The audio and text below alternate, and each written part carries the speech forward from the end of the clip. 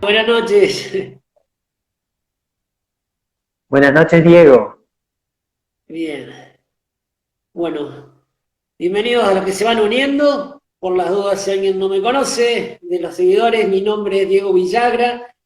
Soy parte del grupo Misioneros Urbanos de Apologética del Inmaculado Corazón de María, acá en Córdoba, Argentina. Y quien es el invitado de esta semana es el padre Leandro Bonín, párroco en Cristo Peregrino en la ciudad de Paraná, provincia de Entre Ríos, también igual que acá que yo de Argentina. Padre, gracias por hacerse tiempo para estar con nosotros. Sabemos que hace poco presentó un libro y que aparece por todos lados, así que doblemente agradecido que nos dio este espacio para charlar un ratito con nosotros. Es un gusto, Diego, y no estoy tan ocupado, gracias a Dios. Siempre tenemos tiempo porque, bueno, como no tenemos tantas actividades como normalmente, no es tan difícil disponerlo, así que no es para tanto. Bien, por la duda para los que no nos conocen, el padre Bonín también es profesor de filosofía, es escritor, autor de varios libros y hace poquito sacó La locura de ser cura. Y bueno, me gustaría que lo cuente un poquito antes de entrar al tema que tenemos para hoy. ¿De qué se trata el libro, padre? Bueno, yo empecé a escribir textos sueltos, así breves reflexiones en las redes sociales en el año 2010 y a lo largo de todos estos años, hasta 2014, bueno, muchas personas me empezaron a decir que les gustaban los textos, me alentaban a ponerlos en un libro. Entonces en 2014 empecé a publicar, publiqué mi primer libro junto con otros dos sacerdotes. Ese libro era sobre el sacerdocio y luego publiqué otros libros más. Hay uno que se llama Y la red se llenó de peces, que tenía un capítulo titulado La locura de ser cura, que recogía textos sobre el sacerdocio. Así que en 2018, bueno, el volumen de textos referidos a la vida sacerdotal fue creciendo, de modo que pensé que podía ser bueno publicarlos todos juntos. Lo armé, se lo mandé a un sacerdote amigo, me dijo que sí, que le parecía valioso, pero quedó descansando el proyecto y este año se comunicaron desde la editorial Talitacum preguntándome, padre, ¿le gustaría publicar alguna obrita con nosotros? ¿Tiene algo para publicar? Mire, le digo, tengo esta recopilación de textos sacerdotales, así que bueno, ustedes véanlo si les gusta, si les parece que es valioso y vendible, adelante. Y bueno, finalmente salió, así que muy contentos también con esta nueva posibilidad. En una nueva editorial, yo he publicado con Ediciones Logos, después muchos libros los publiqué por mi cuenta, y ahora tengo la posibilidad de hacer con Talitacum Ediciones. Buenísimo, padre. Bueno, muchas bendiciones y mucho éxito para este nuevo libro. Yo lo conocí acá en Córdoba y tengo dos libros. Usted me recordará mejor el nombre del título, pero era La familia contra la ideología de género, que me pareció genial. Me pareció muy, muy bueno, porque había escuchado a varios, como Agustín Laje, como Pablo Muniz de Iturrieta, pero necesitaba como católico la mirada de Cristo sobre ese tema y la verdad que me terminó de llenar todo lo que yo escuchaba. Así que también agradecido también por ese libro, padre. Padre, bueno, lo invitaba hoy para dialogar un poquito sobre el tema de la sexualidad, cómo vivirla de acuerdo a los planes de Jesús. Y antes de pasar a la primera pregunta, le hago una breve introducción para llegar finalmente a la pregunta. Como bien sabemos, tenemos 10 mandamientos, los 3 primeros en relación con Dios, los 7 restantes en relación con el prójimo, y del cual quiero hablar hoy es especialmente del sexto: no cometerás actos impuros o no fornicarás. Y bueno, también va ligado de la mano el noveno, que es no cometerás adulterio, o también conocido como no desearás la mujer de tu prójimo. Lo que yo veo, padre, y le voy a comentar ciertos ejemplos que yo he vivido, como para darle un panorama de la realidad. Usted me dirá si estoy muy errado. Pero, por ejemplo, en una convivencia a la cual yo asistí, tuve la oportunidad de escuchar a un chico donde nos contaba que su papá le había dicho que no se sentía orgulloso de él porque era virgen. Ese chico tenía 28 años. No porque tuviera novia, sino porque no había tenido relaciones. También me duele un montón cuando se banaliza la palabra virgen, no sé cómo será en su provincia, acá a los adolescentes para rebajarlos, para decirle un equivalente a tonto, se le dice virgen. Si alguien se pelea con su novia, abundan los chistes contándole los días que lleva sin tener relaciones. En el mismo fútbol, si un equipo no ha salido nunca campeón, también se utiliza a forma de burla la palabra virgen. Típico también en los baños públicos, donde se ven dibujos de genitales masculinos y femeninos, números de teléfonos ofreciéndose para actividades sexuales, que generalmente es broma, es chiste haciéndole broma a otro, pero bueno, toda esta banalización de la sexualidad, catequistas típicos que están en concubinato, conocen a alguien y enseguida se van a vivir de novio, para meternos un poquito ya más en el tema de católicos practicantes. También he escuchado a varias adolescentes hablarles de que no hay que tener relaciones, pero se justifican diciendo que pero estoy con él, estoy solo con él y nos amamos. Ese amamos a mí me suena más a una aspirina para su conciencia. Una nena de 17, 18 años me resulta difícil creer que ya tiene claro qué es el amor. Y algo que hace poquito escuché, hablaba con una amiga de otra provincia que es acompañante espiritual, y las adolescentes le presentaban estas ganas de conocer a alguien, y es un movimiento muy grande. Entonces esta chica que las guía le decía, bueno, fíjense, de conocer a alguien de los chicos dentro del grupo. Y surgió una frase que todavía me acuerdo y me duele, porque la chica le respondió, no hay diferencia entre los que están dentro de la iglesia y los que hay fuera de la iglesia, o entre los del movimiento y los de afuera. Y bueno, me duele mucho que como cristianos no hagamos la diferencia. Pero, bueno, gente que también va a misas o a estos movimientos para buscar novia o para tener relaciones nomás. Entonces la pregunta es, padre, ¿qué pasa con este mandamiento, o estos dos, si lo quiere unir, sexto y noveno, en particular? Porque los otros yo veo que no es que no se cometan los otros, no robarás, no matarás, pero hay como una reacción de la gente. Lo que yo veo que está como dormido, estamos todos, viva la Pepa, católicos practicantes incluidos. También voy a nombrar, porque ya me veo en los comentarios después cuando subo el video, los curas pedófilos, para que después no digan nada, ya me la veo venir. Incluyo a todos. Entonces, parece como que en lugar de 10 mandamientos hubiera 9.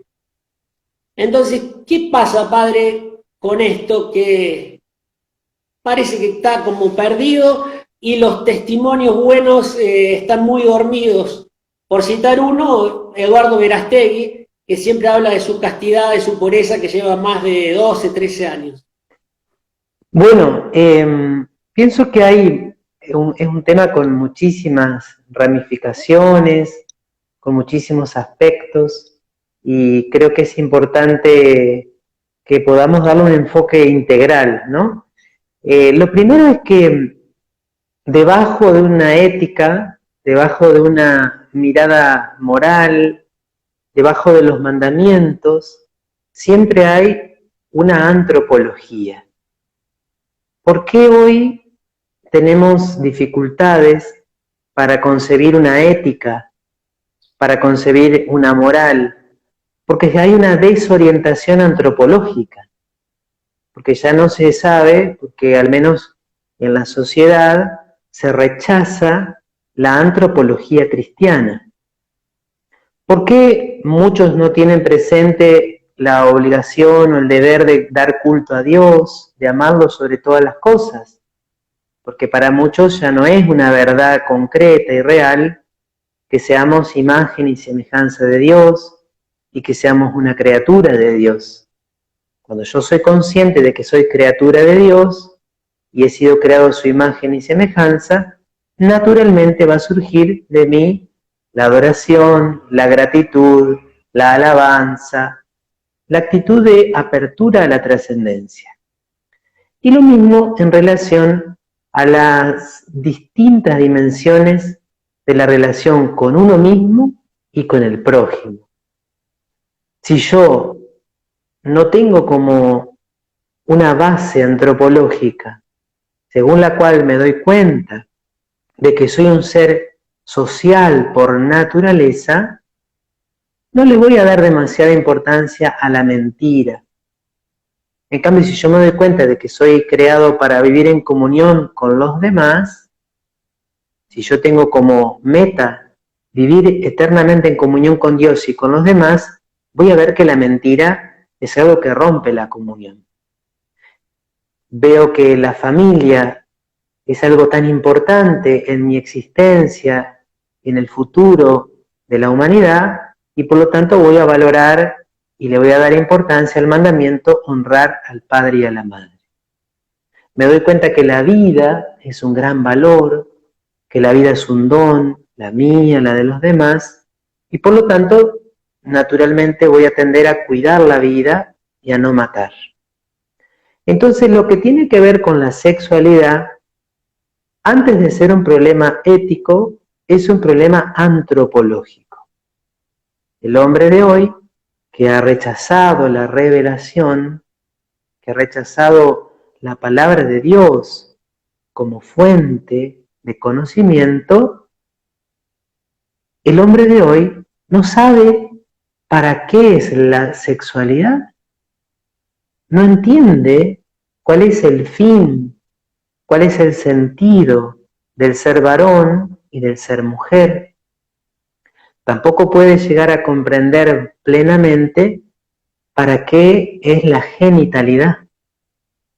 Lo puede llegar a descubrir con la propia inteligencia, pero al haber rechazado la revelación, la Sagrada Escritura, le cuesta mucho. Y por otro lado, acordate que vivimos en el siglo XXI, que es heredero de una serie de revoluciones, la revolución protestante, la revolución francesa con el iluminismo, la revolución socialista y el marxismo cultural, y finalmente estamos viviendo las consecuencias de la revolución sexual. De modo que desde los últimos 60 años, en Occidente, se viene impulsando una revolución que quiere destruir y hacer desaparecer todo orden ético, orden normativo en torno a la sexualidad humana, mostrando o pretendiendo que la sexualidad humana tiene como única finalidad el placer. El placer. Y todos nosotros sabemos que el placer sexual es un placer muy intenso, es un placer muy fuerte, es un placer que verdaderamente para muchas personas se ofrece como una suerte de alivio para sus sufrimientos y por lo tanto para muchas personas el placer sexual es como una suerte de droga, con la cual les parece que pueden llegar a olvidar por un momento sus sufrimientos. Sumado a esto está que para los que somos cristianos, para los que sí conocemos la palabra de Dios, para los que tenemos incluso conocimiento de la enseñanza de la Iglesia, descubrimos el ideal, vemos que es bueno lo que nos propone la Iglesia, pero muchas veces no nos sentimos capaces de cumplirlo, nos parece que es un ideal demasiado elevado, demasiado exigente, o incluso, Diego, yo conozco muchas personas que lo han intentado, pero han tenido caídas, errores, dificultades, y han llegado a un momento que han dicho, yo lo intenté pero no pude, tiro la toalla. Porque tal vez intentaron vivir este ideal, esta propuesta, con sus solas fuerzas, y no sostenidos por la acción de la gracia de Dios. Dentro de la Iglesia también han existido corrientes de pensamiento que han cuestionado el magisterio moral o que han dicho, bueno, las enseñanzas de la Escritura, las enseñanzas de San Pablo sobre todo, que tenían mucha fuerza y que eran muy directas y muy claras en torno a la temática de la sexualidad, algunos teólogos, exégetas, biblistas han dicho, bueno, esas son opiniones de San Pablo, que viendo tantos excesos en el mundo romano, en el mundo de la cultura de Corinto, de las otras comunidades, trataba de moderar eso, pero no tienen un valor para siempre. No es palabra de Dios, vamos a decirlo así, sino palabra de Pablo. Entonces ha habido teólogos también dentro de la Iglesia como que han propuesto una atenuación de los ideales morales y de las propuestas sobre el matrimonio, sobre la sexualidad y sobre la familia. De modo que todas esas ideas han bajado muchas veces a los seminarios, han bajado también a algunos sacerdotes que las han promovido en algunos grupos, en algunos movimientos, y así se puede dar como un debilitamiento del anuncio cristiano sobre el verdadero sentido de la sexualidad humana, sobre el verdadero valor. En la sociedad, lógicamente, lo que vemos es el fruto de 60 años de insistencia a través de los medios de comunicación de que el único fin de la sexualidad humana o de la genitalidad humana es el placer. Ya no es el amor, ya no es la apertura a la vida, sino que es el placer. Todo consiste en buscar el mayor placer posible. A todo esto, ciertamente, hay que sumar que hay personas que desde muy pequeños han vivido experiencias feas, a veces experiencias de abuso, otras veces no de abuso, sino experiencias muy precoces, como la exposición a la pornografía, siendo muy chiquitos, como juegos con otros niños, y eso también deja una huella. De modo que, en cuanto a tu análisis, coincido en algunas afirmaciones tuyas y en otras yo matizaría, porque al menos dentro de la Iglesia hay algunos que pueden tener una postura que brota de una malicia, que brota de como un pretender cambiar la fe o licuar la fe, licuar la propuesta moral. En otros yo creo que no tiene ese origen, sino que simplemente la fragilidad que al no lograr vivir plenamente el ideal del Evangelio, como que lo pone entre paréntesis. Y como dice, voy a vivir un cristianismo, como lo decías vos, sin sexto mandamiento. En todo lo otro voy a tratar de ser bueno, pero en esto tiré la toalla porque es demasiado difícil. Y a las personas que sienten esto, si alguno está escuchando, los animo a que no renuncien, porque un cristianismo sin una vivencia según Dios y según Cristo de la sexualidad es un cristianismo incompleto, es un cristianismo inauténtico, y en el fondo, lo dice el catecismo también en el desarrollo del 9º y del 10º mandamiento, hay una relación entre la pureza en cuanto a castidad, y la pureza de la fe. De modo que si yo no vivo la castidad, o al menos si no lucho por vivir la castidad, porque nadie puede decir, yo vivo la castidad 100%, porque todos estamos en camino y todos tenemos luchas. Si yo no vivo la castidad o no la intento vivir, también me pierdo un montón de elementos de la vida de fe para los cuales es necesario tener como esa sintonía del corazón y de la pureza del cuerpo como condición de posibilidad. Bueno, padre, genial la explicación. La otra pregunta es algo que muchos decimos, o que yo escucho decir, y que las chicas de pañuelos verdes, las feministas, no están de acuerdo. Entonces le voy a preguntar si es verdad que los hombres somos naturalmente más sexuales y las mujeres naturalmente más sentimentales, como se escucha abundantemente. Y a esto le voy a sumar que generalmente en los retiros o convivencias que me han tocado vivir, las veces que se ha hablado de castidad y pureza, los que manifiestan el descontento o la preocupación, por lo menos lo manifiestan, son los hombres, donde no, eso no es para mí, yo no puedo, yo no me aguanto, y a las mujeres no se les escucha, pero bueno, no sé si es que por ahí se quedan calladas. Entonces la pregunta ¿es cierto que los hombres somos naturalmente más sexuales y las mujeres más sentimentales? Bueno, tenemos que siempre tener claridad en qué queremos decir con cada palabra, ¿no? Recordá que sexualidad, sexo, sexualidad, tiene que ver con la condición de ser varón o mujer. De tal modo que cada uno de nosotros es 100% sexuado, 100% sexuado. Cada dimensión de mi persona está sexuada. Cada célula de mi cuerpo, cada movimiento de mi afectividad e incluso mi manera de pensar y de elegir es sexuada. Yo siempre soy varón o soy mujer en todo lo que hago, en lo que siento y cómo siento, en lo que pienso y cómo pienso, en lo que elijo y cómo elijo, ¿no?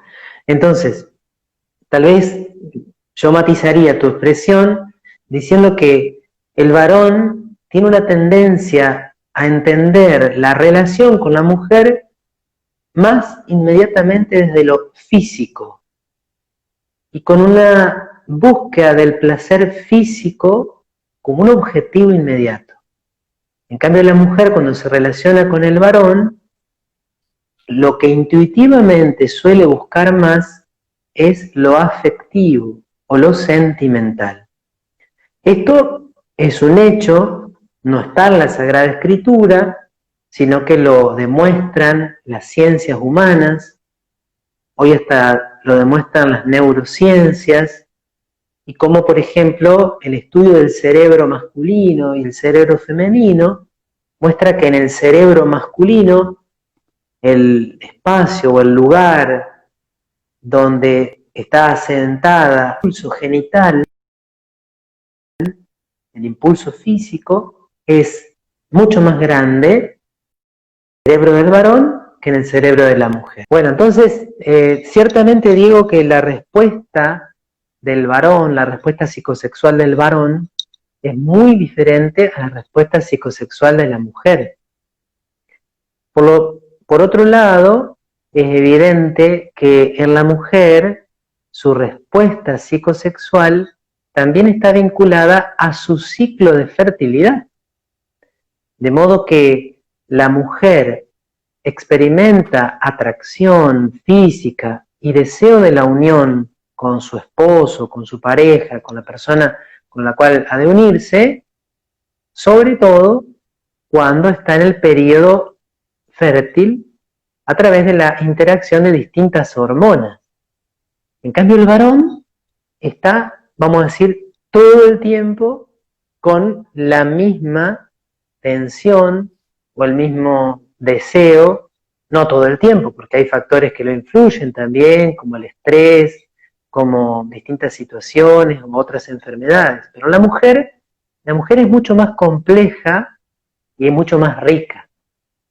Y el elemento clave, Diego, es que el varón, esto lo demuestran las neurociencias más contemporáneas, el varón está como mucho más fragmentado.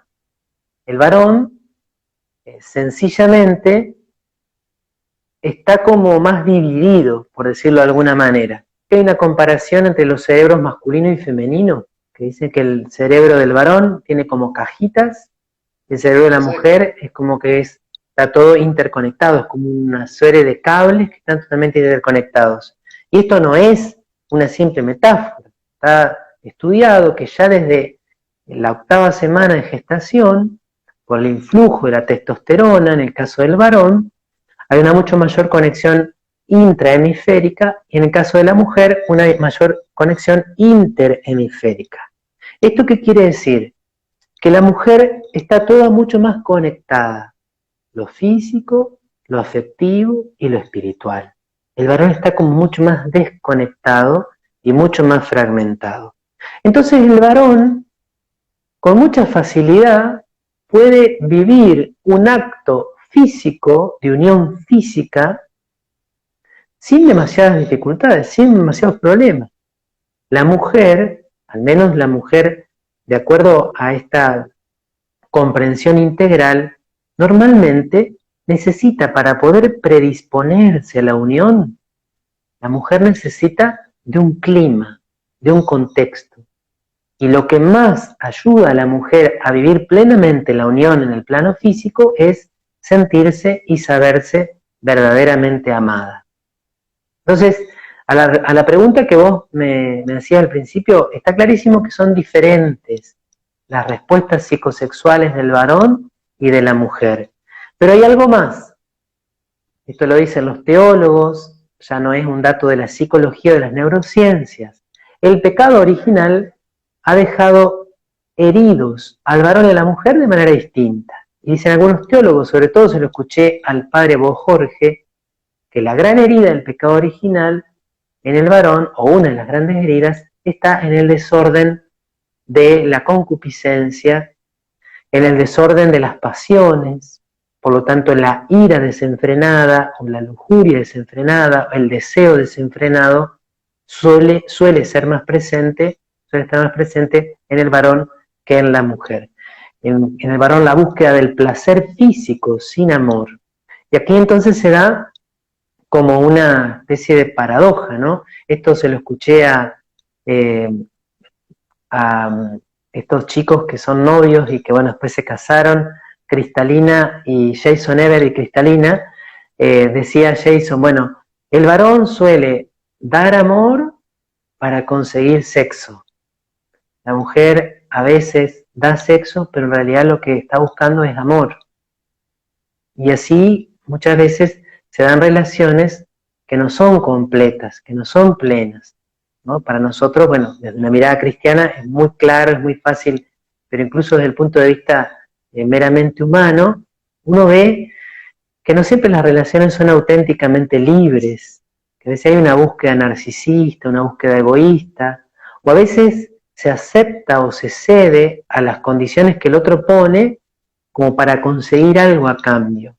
Y esa ha sido, o al menos yo me he encontrado muchas veces, experiencia de chicas, ¿no? Que teniendo un deseo de vivir una experiencia de amor verdadero, de un noviazgo santo, de un matrimonio santo, a veces pensando que tal vez si cedían en el ámbito de las relaciones íntimas no unidos al matrimonio, iban a conseguir el amor que anhelaban, finalmente se quedaron sin el pan y sin la torta. Es decir, se quedaron sin nada porque en el fondo ofrecieron algo que fue usado, o como se dice a veces tomando una metáfora, ¿no? Alguien entró en el jardín, lo pisoteó, se comió los frutos y se fue, ¿no? Y la persona abrió las puertas de su jardín pensando que la otra persona iba a amarla incondicionalmente y eso no sucedió. Bueno, me contestó otra pregunta que tenía, justo una de las preguntas era si había algún fundamento bíblico sobre esta tendencia de los hombres distinta a la de las mujeres. Así, bueno, me la acaba de contestar. Y lo otro que acaba de decir también, hace poco hablaba con una amiga que tiene unos 35 años, soltera, y que sus amigas le decían que probara, que conociera a alguien. Entonces ella se permite conocer a alguien, pero dice que siempre termina igual en no respetando su castidad y que son siempre las mismas frases, el no me aguanto, no me aguanto. Y lo que acaba de decir usted, sus amigas terminaron cediendo por miedo a perder y no quedarse solas. Así que bueno, ratifico con ejemplos reales que me acabo de enterar hace poquito. Padre, usted decía, nombraba la palabra drogas en un momento al principio de la primera respuesta, la respuesta a la primera pregunta. ¿Hay algo entonces de adicción en la pornografía? ¿Qué efectos produce? Me pidieron que hiciera esta pregunta. ¿Qué efectos produce la pornografía en las relaciones humanas y en la mente? Bueno, yo no soy experto en el tema, ciertamente he leído, he estudiado el tema, pero hay algunos datos que no los retengo porque, bueno, ya escapan a mi memoria, pero sí, todos deben haber escuchado, hay una página bastante conocida y que la pueden consultar, que justamente tiene como título "El porno es la nueva droga".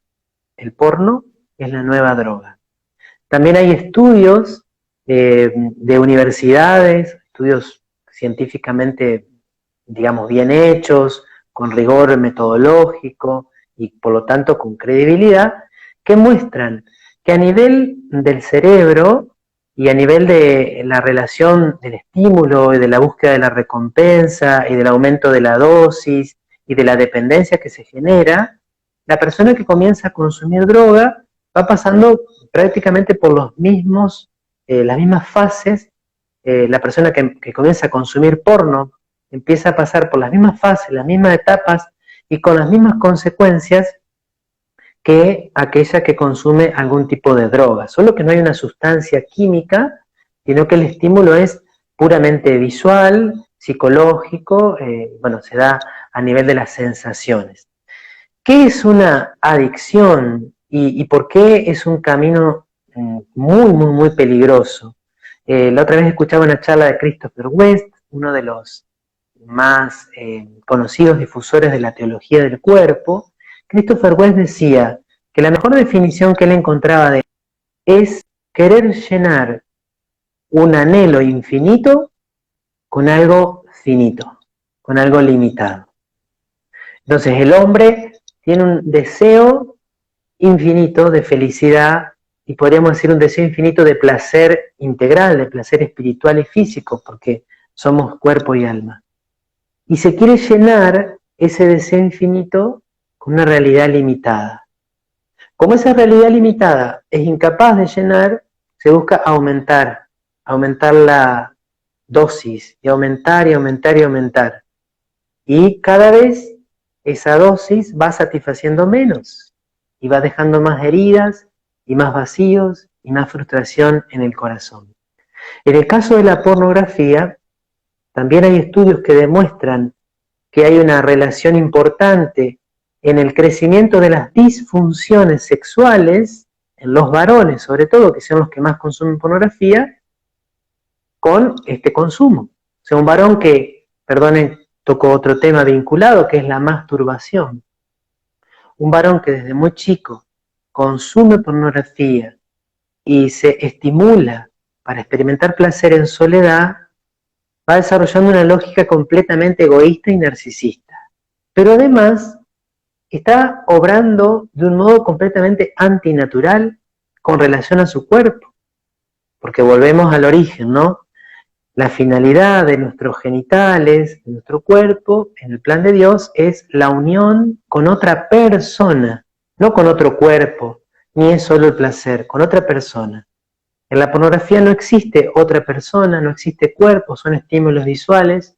En la masturbación hay soledad. La pornografía trae mucha insatisfacción en las parejas, influye mucho. Los yanquis, que hacen estadísticas de todos, muestran que hay un mucho mayor índice de divorcios en parejas que uno de los dos ha consumido pornografía. Hay mucha más violencia dentro de las parejas si el hombre consume pornografía, porque esto lo leí el año pasado, el 88% del material pornográfico que está en internet contiene violencia o sumisión.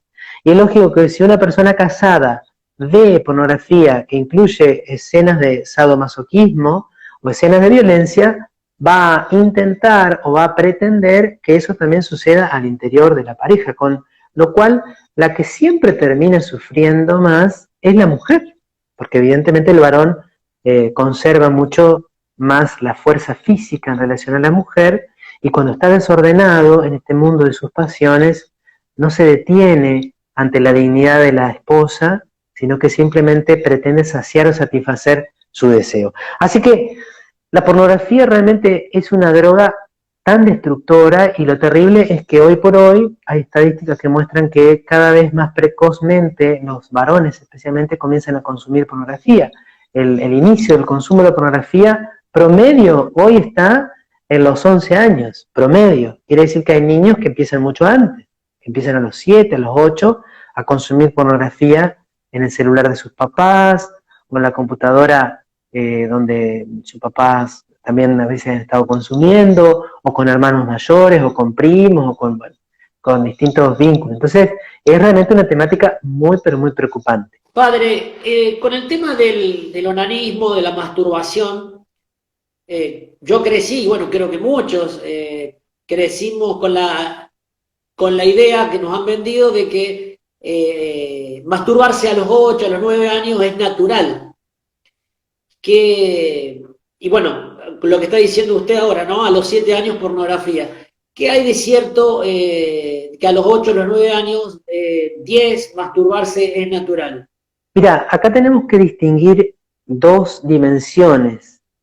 Tenemos que distinguir la psicológica de la dimensión moral. Y tenemos que darnos cuenta que a veces se utiliza la misma palabra, pero en ámbitos distintos y por lo tanto tiene significados diferentes. Entonces, yo he leído de psicólogos muy serios, también una base cristiana, que toman elementos de distintas escuelas psicológicas y dicen que entre los 3 y los 5 años hay un momento como de narcisismo del niño, entre los 3 y los 5 años, y de autoconocimiento, por el cual al niño le empieza a llamar la atención sus genitales, y también comparando con el cuerpo del otro sexo, la diferencia, a veces se da incluso entre primos, entre hermanitos, o incluso a veces se ha dado en jardín de infantes, así como la curiosidad, ¿no? De ver el cuerpo de la otra persona. ¿Por qué? Porque es un momento de descubrimiento. Y suele darse en esa edad como, vamos a decir así, tocamientos sobre los propios genitales, en los cuales se experimenta algún cierto placer. Yo no estoy de acuerdo con llamar a eso masturbación. Cuando nosotros decimos masturbación, ya nos estamos refiriendo a un acto por el cual yo voluntariamente intento excitar los órganos genitales para obtener un placer sexual. Acá se da un proceso como de conocimiento vinculado a este descubrimiento del propio sexo en relación con el descubrimiento del propio yo y de la propia identidad sexual. Diríamos que si un niño realiza este tipo de actos, los que tienen hijos chiquititos lo habrán podido observar, ¿no? Y a veces los papás dicen, bueno, no hagas eso, porque ven que sus hijos están como con esa curiosidad, ¿no? Pero es algo, diríamos que es algo natural y que los papás lo pueden sobrellevar muy bien sin ningún tipo de dificultades. Y en la adolescencia, digamos, en la preadolescencia, en la pubertad, se vuelve a dar como un nuevo proceso de descubrimiento, porque se da el cambio, ¿no?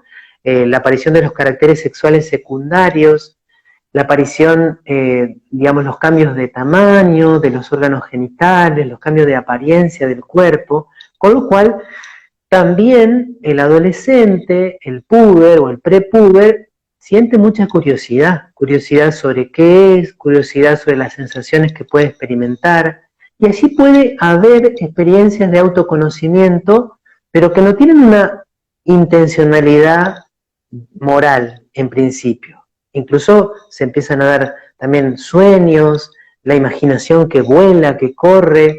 Lamentablemente sí, acá está la marca de la cultura, y acá, bueno, los varones y las mujeres tendrán experiencias distintas, pero ahí sí se puede ya meter la cuestión moral, ¿no? Lo que podría llegar a ser un proceso de crecimiento y de descubrimiento y de curiosidad, porque lógicamente para el niño que pasa a ser adolescente, esa revolución que se produce en sí mismo le provoca mucho curiosidad, ahí es donde la cultura lamentablemente influye y explota esos cambios ya en una búsqueda intencional del placer sexual, incluso, bueno, como se suele dar lamentablemente, por lo menos en el mundo de los varones, como una suerte de competencia, como una cuestión de prueba de virilidad, como que si no lo haces sos, bueno, una persona extraña. Entonces ahí evidentemente ya estamos en el plano moral. Entonces, para redondear un poquito, para que se entienda bien esto, hay como esos dos momentos, entre los 3 y los 5 años, y en la pubertad, en el paso a la adolescencia, donde esa atención de la persona a su propio cuerpo y a su genitalidad podría significar simplemente un proceso de autoconocimiento que no tiene una connotación moral negativa. Esto se da, no es que haya que alentarlo y hay que orientarlo, porque muchas veces, sobre todo en la pubertad, para el adolescente suele ser motivo de mucha vergüenza, ¿no? Cuando de pronto empieza a descubrir que su cuerpo ha ido cambiando. Ahora bien, sobre todo en los 11, 12, 13 años, aparece la cultura, al menos en los varones, suele ser en esa edad, quizá un poquito antes, pero fuertemente en esa edad. En el mundo femenino puede ser distinto, que impulsa, que dice, no, esto está bueno, hacelo, te vas a sentir bien, etc. Bueno, lo que nosotros tenemos que decir con claridad, primero, desde el punto de vista psicológico, no es en absoluto necesario. No hay ninguna necesidad de voluntariamente ejercer un estímulo sobre la propia genitalidad, como que eso fuera algo necesario para madurar o para crecer. Como que si no la persona no pasa por esa etapa voluntariamente, si no lo hace, es una persona que va a quedar incompleta, va a quedar rara o no va a poder desarrollarse. Eso es falso. Hay personas que hasta, en el caso del varón, decían no, porque le puede hacer mal, porque si no realiza esta estimulación, si no, el varón no se da a la masturbación, eso puede generar como un exceso en su interior de líquido seminal y demás, y le puede hacer mal. Mentira. La naturaleza sabiamente prevé que el varón muchas veces en la noche, durante el sueño, expulse aquello de su organismo, aquellos fluidos que no necesita o que podrían, vamos a decir así, estar como excedentes. Y por otro lado, desde el punto de vista moral, la masturbación siempre es un pecado, también para los adultos, también para aquellas personas que están casadas. ¿Por qué? Porque justamente no es una manera de comprender y de vivir la relación con el propio cuerpo acorde al proyecto de Dios. Los órganos genitales tienen como finalidad ser una expresión de la donación al otro en el matrimonio y de la capacidad de dar vida, ¿sí? Ese es el sentido, ese es el fin que tienen la genitalidad en el varón y en la mujer, y por lo tanto usar la genitalidad con el único fin de obtener placer es usar algo muy hermoso, muy grande, muy sagrado para un fin egoísta, narcisista y digamos, como encerrado en sí mismo. Buenísimo, padre. Me está dando muchos argumentos, porque muchos jóvenes por ahí me preguntan y carezco de argumentos. Otra pregunta, cuestionamiento que recibo muy a menudo es, ¿por qué la iglesia prohíbe las relaciones antes del matrimonio? Bueno, en ese sentido, nosotros podemos ver que en la Sagrada Escritura, en el mundo greco-romano, vamos a decir así, en el mundo donde se desarrolló la primera evangelización, había un gran libertinaje sexual, ¿no? Eso tenemos que ser conscientes. Sobre todo cuando San Pablo predica, se enfrenta a un mundo muy desordenado en el ámbito de la sexualidad. Y llama la atención cómo en prácticamente todas las cartas de San Pablo alguna referencia hay en torno a las temáticas vinculadas a la sexualidad, ¿sí? Pero bueno, sobre todo encontramos un desarrollo un poco más extenso en la carta a los Corintios. Y San Pablo, en sus cartas, ahora no recuerdo si era en la carta a los Corintios o en cuál de ellas, dice con toda claridad, hijitos míos, huid de la fornicación. Huid de la fornicación, ¿no? ¿Qué significaba la palabra fornicación en el mundo de Pablo? Bueno, ahí hay discusiones entre los biblistas, pero la Iglesia Católica siempre ha enseñado, desde el origen, que fornicación es toda relación sexual fuera de la alianza nupcial, fuera del vínculo matrimonial. De hecho, entre los judíos no estaba permitido, al menos a la mujer, porque también había algún tipo de diferencia entre los, vamos a decir, los estándares morales de los varones y de las mujeres, pero las relaciones propiamente en aquellos que iban a ser esposos solamente se daban luego de que se había realizado la boda. Recordemos el anuncio del ángel a María, que dice Lucas. Bueno, cuando todavía no habían vivido juntos, ¿no? Eso dice Mateo, y la Virgen le dice a Lucas, ¿cómo puede ser esto si yo no tengo relación con ningún hombre, ¿no? Los cristianos tenían un estilo de vida alternativo, ¿sí? Después la Iglesia fue desarrollando más argumentos del por qué, de cuál era el sentido de reservar las relaciones sexuales solo al matrimonio. Un argumento gira en torno a la finalidad procreativa y el otro gira en torno a la finalidad unitiva. ¿Por qué en torno a la finalidad procreativa? Porque se supone que todo acto conyugal o todo acto sexual tiene como una de sus finalidades la apertura a la vida. Y bueno, hasta hace muy poco tiempo, si bien existían métodos anticonceptivos, no eran tan comunes, prácticamente no existía ninguno tan difundido, tan seguro, entre comillas. Entonces, si se considera que el mejor lugar para concebir un hijo es el matrimonio, si se considera, más aún, que el niño tiene derecho a tener un papá y una mamá y saber quiénes son, si se considera que el hijo tiene derecho a nacer en el seno de un matrimonio, de una familia, es lógico esperar y mantener las relaciones sexuales solo después de que ese varón y esa mujer hayan hecho un pacto, una alianza de amor. Ese sería un argumento más clásico vinculado a la procreación. La relación sexual es la entrega total, al menos en el plano físico, pero solo existe un ámbito en el cual esa entrega total física sea también entrega total afectiva y entrega total espiritual. Y ese ámbito se llama matrimonio. En una relación sexual antes del matrimonio, puede ser que haya entrega total física y puede ser que haya una entrega afectiva, porque cariño hay, porque puede haber verdadero cariño, verdadera ternura, pero no hay todavía entrega espiritual. Es decir, las personas no se han entregado todavía la vida, el futuro, todo lo que son. ¿Cuándo se da esa entrega espiritual? Se da cuando se prometen el uno al otro amarse y respetarse durante toda la vida. Si vos me lo permitís, para simplificarlo un poquitito más, consideremos 3 dimensiones en la persona. El alma, o el espíritu, vamos a llamarlo así, el corazón y el cuerpo, ¿sí? O podríamos hablar también de el proyecto, la afectividad y la biología. Bueno, en las relaciones vocacionales, que lamentablemente son muy comunes hoy, solamente se entrega la biología, se entrega el cuerpo, ¿no? Se busca placer físico.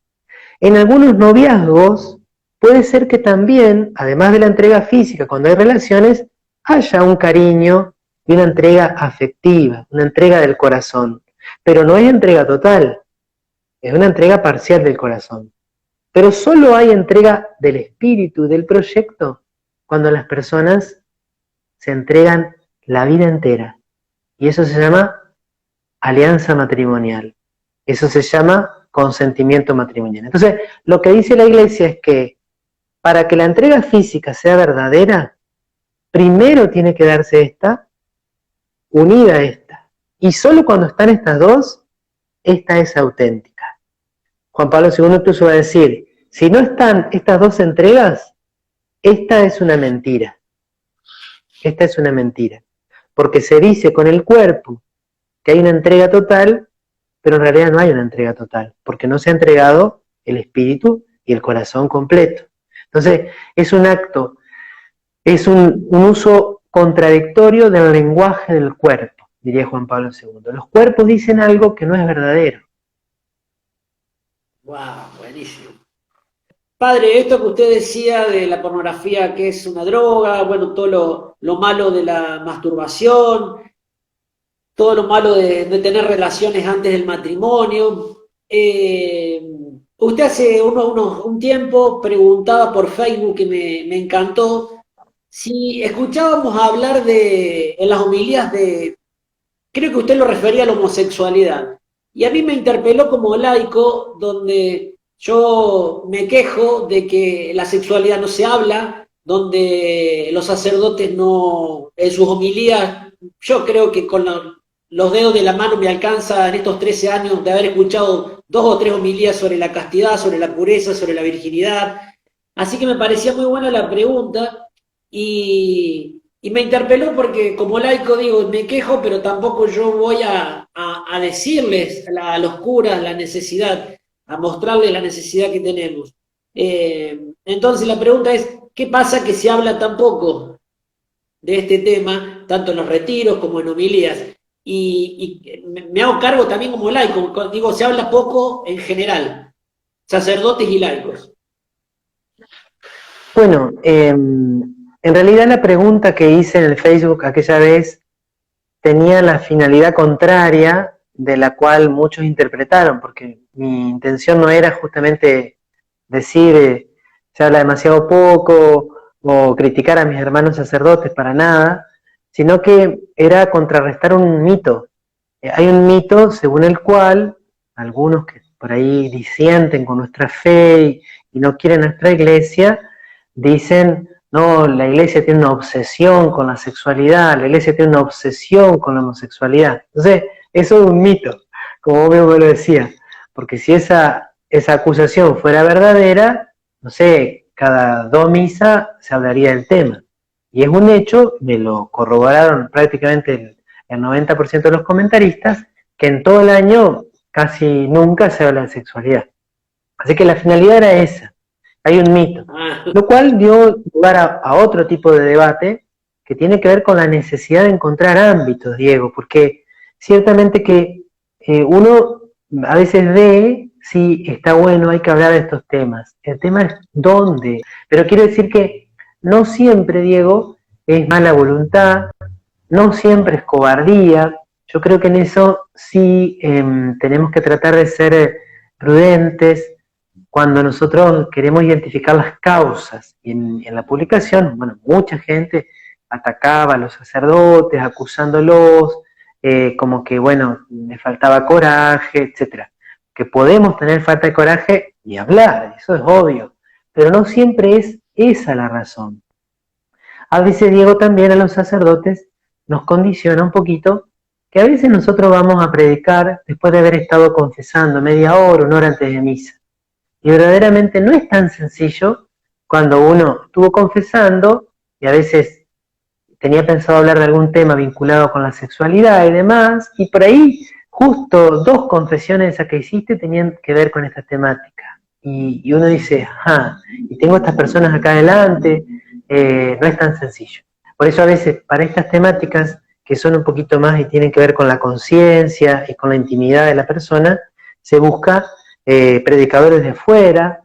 En algunas parroquias se suele hacer para las novenas patronales, hacer como un examen de conciencia profundo, o cuando viene un predicador, se hace un seminario de vida, alguna jornada de evangelización, que venga alguien de afuera que no conozca a nadie y que pueda decir las cosas con mucha más contundencia. Eso suele ser un buen recurso, pero no para lavarnos las manos, sino que realmente cuando uno tiene acceso a la conciencia de las personas, se vuelve un poquito más delicado que tal vez cuando, no sé, yo cuando era más chico, cuando era seminarista, lo imaginaba. Por otra parte, en relación a la temática específica de la homosexualidad, es una realidad muy compleja, donde nosotros hay algunas certezas y muchas dudas. Me refiero a dudas en relación al origen, dudas en relación al modo más conveniente de acompañar y de ayudar a las personas. Algunas certezas tenemos, claramente. Como dice el Catecismo de la Iglesia Católica, hay una diferencia entre la tendencia y los actos. La tendencia no es pecado, pero es una tendencia desordenada. En cambio, los actos siempre son pecaminosos. A la vez, dentro de los actos pecaminosos, pudiera existir algunas personas que han tenido experiencias tan fuertes, tan intensas, a veces de abusos sexuales y otras situaciones muy difíciles, que las lleven a ir por un camino no con el 100% de la responsabilidad o de la culpa. Entonces, nosotros tenemos que hablar más sobre sexualidad humana, sobre la sexualidad del plan de Dios, ni hablar, totalmente de acuerdo, me incluyo, tenemos que hablar más. Yo creo que tenemos que hablar más en positivo, mostrando la belleza del plan de Dios, pero también bajando lo concreto y decir, bueno, entonces tal cosa está mal, tal cosa es pecado, tal cosa es contraria al plan de Dios, es contraria al querer de Dios. Si vos elegís hacer esto, no podés comulgar. Tenemos que bajar a esos detalles y tenemos que decirlo con esa claridad. Pero no tenemos que hacer solo eso. Tenemos que presentar la belleza del plan de Dios sobre el varón y la mujer, la belleza de la sexualidad en el matrimonio, la belleza de la procreación, la belleza de la unión íntima del varón y la mujer, y a la vez tenemos que decir que muchas expresiones de la sexualidad que nos propone la sociedad actual no son conformes a ese plan tan bello y tan hermoso, y por eso mismo son pecado, y por eso mismo, si las elegimos y no nos confesamos, no estamos arrepentidos, no podemos comulgar.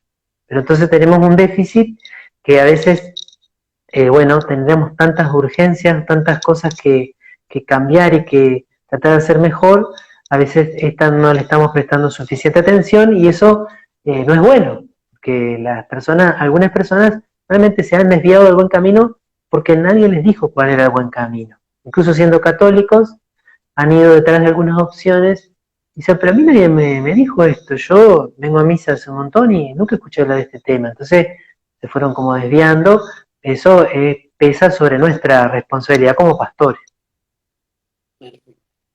Padre, ¿usted está de acuerdo entonces que en los colegios se dé educación sexual?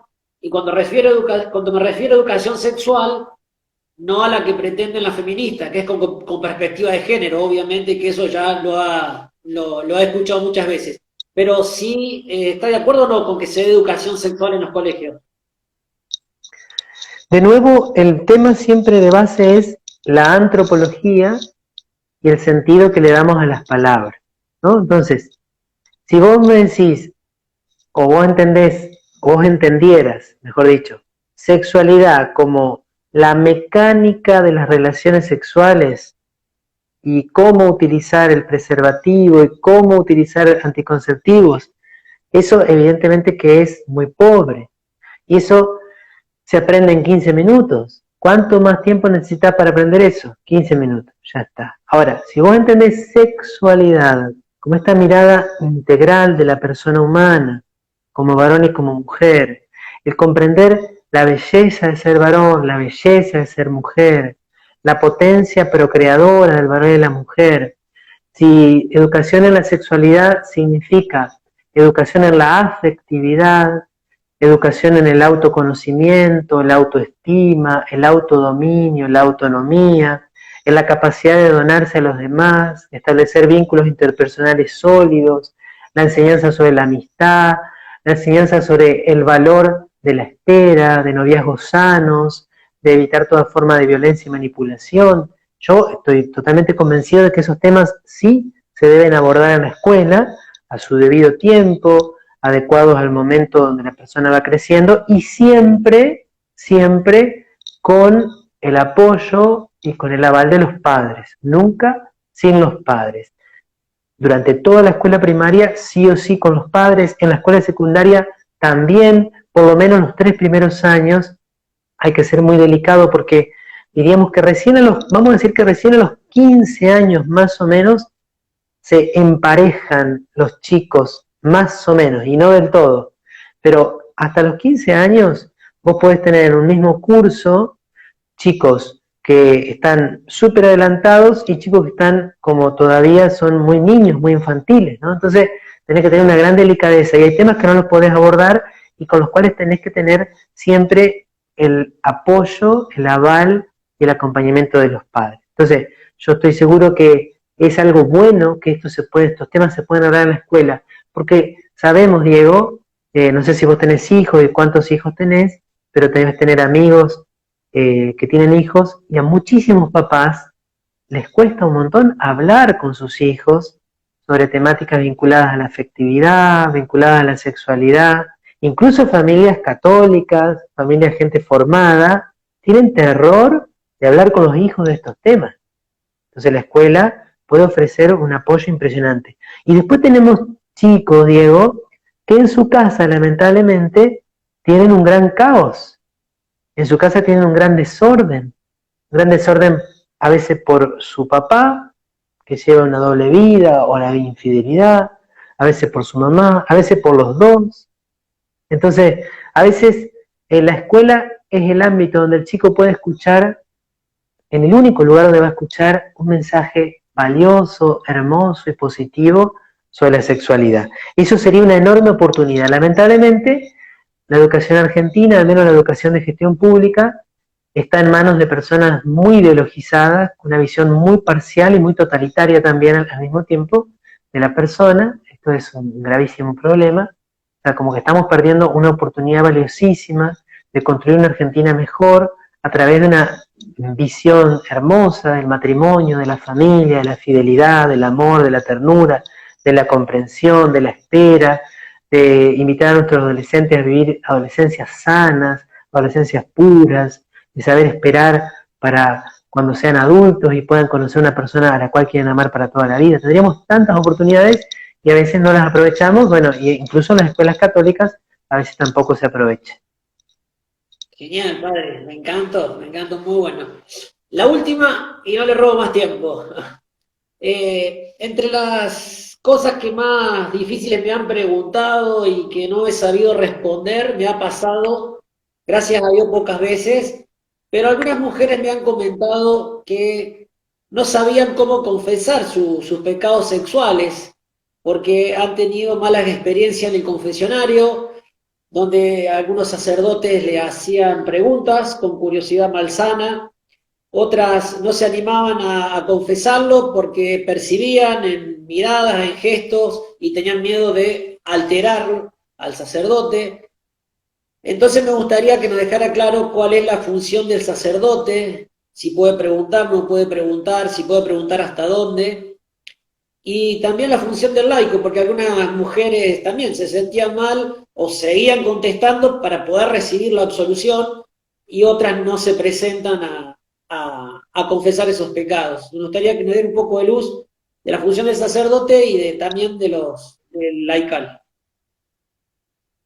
Bueno, los principios para el ejercicio de digamos, del ministerio de la reconciliación son, por un lado, que el sacerdote tiene que conocer la materia, ¿no? Tiene que conocer la naturaleza del pecado.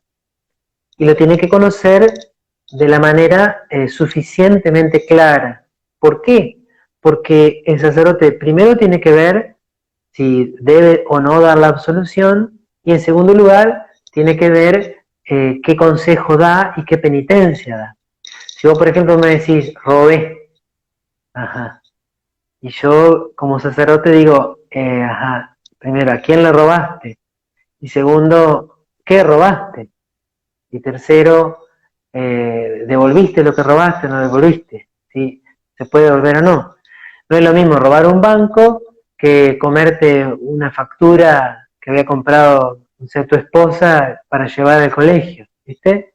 Y si te comiste la factura no la puedes devolver, pero si te robaste algo que se puede devolver. Entonces, a veces el sacerdote no solamente que puede, sino que debe preguntar, ¿sí? ¿Por qué? Porque debe conocer la naturaleza del pecado con la suficiente precisión. Ahora bien, los manuales de confesores, hay un documento que ustedes lo pueden encontrar en internet que se llaman Vademecum de Confesores, dicen que en el ámbito del sexto mandamiento es donde los sacerdotes tienen que ser más delicados y más cuidadosos, porque es un ámbito muy íntimo, porque es un ámbito, lógicamente, que a todos nos produce un poco de vergüenza, y sobre todo cuando la confesión es con mujeres, ¿no? Donde el sacerdote tiene que ser especialmente delicado, especialmente cuidadoso. Lamentablemente sí, puede suceder que el sacerdote, por su propia fragilidad o malicia, cometa, digamos, este exceso de curiosidad, y eso es algo grave, ¿no? También es un pecado para el sacerdote. Entonces, ¿cómo confesar los pecados? Se puede hacer con el nombre propio del pecado, o se puede hacer de un modo más genérico, pero suficientemente claro. Vamos a poner, por ejemplo, si vos decís, cometí el pecado de masturbación, ya está, es suficientemente claro. Pero podrías haber dicho, cometí actos impuros solo, y es lo mismo. Perfecto.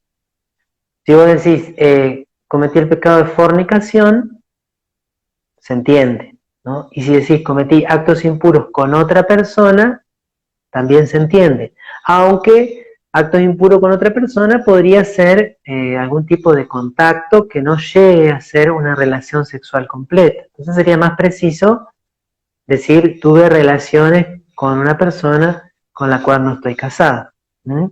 Cuando es una mujer, cuando está este pudor, esta modestia, que es bueno que haya un pudor. No es bueno que nosotros analicemos la sexualidad y hablemos así como que nada, como que estamos hablando del partido de River, ¿viste? Entonces, sí se puede ser delicado.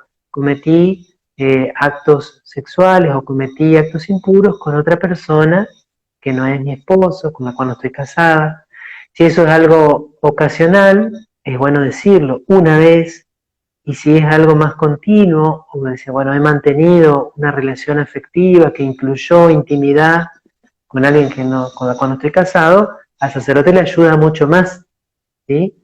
Y dentro del matrimonio también puede haber, cometí actos impuros en el acto matrimonial. Con esa simple mención ya sería suficiente, ¿sí? Hay personas que están más acostumbradas y no tienen vergüenza y nombran tal vez con un poquito más de precisión la naturaleza del acto, pero para la cuestión moral ya sería suficiente. Cometer actos impuros en el interior del acto conyugal es realizarlo de una forma no natural, y para el sacerdote es algo muy grave utilizar el confesionario como un espacio de morbosidad o de curiosidad malsana. Realmente es un pecado muy, muy grave.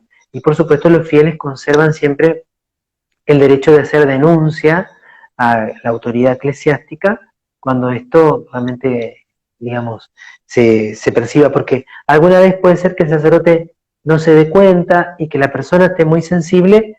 Si se siente mal la persona, tendría derecho de irse.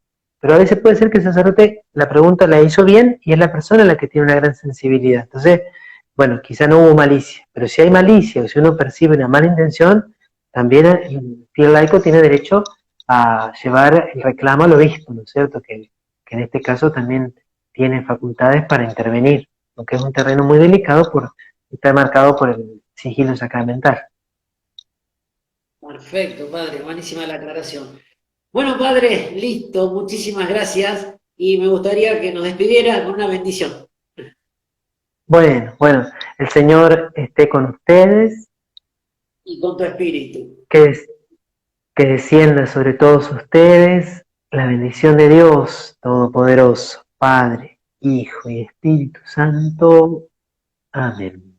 Amén. Gracias, padre, muy buenas noches, que Dios lo bendiga.